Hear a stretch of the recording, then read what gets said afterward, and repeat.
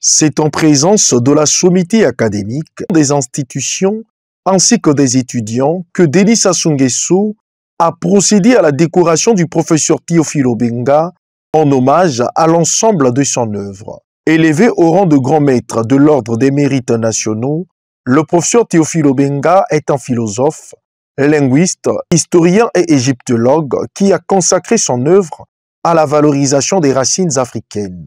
Faisant la lecture de son parcours, la professeure Edith Delphine Emmanuel, née à Douki, ministre de l'Enseignement supérieur, a encensé l'excellence des travaux de ce dernier. Excellence, Monsieur le Président de la République, en vous consacrant à ce rituel républicain, vous distinguez l'un des dignes fils de ce pays, dont les trajectoires l'ont conduit de Mbaya, où il naît le 2 février 1936, à Brazzaville, puis à travers le monde.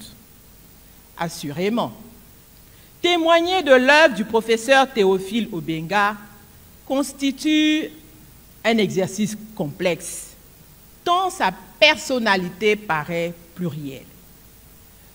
De ses études gréco-romaines, Théophile Obenga tire une leçon majeure qui détermine sa quête lancinante vers ce qu'il qualifie l'érudition scientifique. Pour le récipiendaire, cette reconnaissance est un gage d'héritage pour la jeunesse africaine.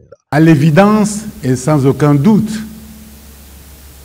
la jeunesse congolaise, la jeunesse africaine a vivement besoin de modèles exaltants. Voilà pourquoi je dédie cette cérémonie à la jeunesse éveillée du continent africain. À en croire les universitaires, il s'agit d'un acte qui marque le début d'une nouvelle ère pour les intellectuels congolais. Ça ne peut pas être la dernière, c'est la première, mais c'est déjà bien. Mais en espérant que le chef de l'État fera toujours pour les hommes des Congolais qui travaillent pour la nation. Il y a des grands noms. C'est vrai que l'aîné qui est décoré aujourd'hui, c'est une reconnaissance nationale, mais il y a aussi d'autres aînés qui méritent aussi d'être reconnus au niveau national. Et nous qui travaillons maintenant, c'est un grand motif de motivation. Ça me donne même des frissons parce que c'est un hommage très vibrant.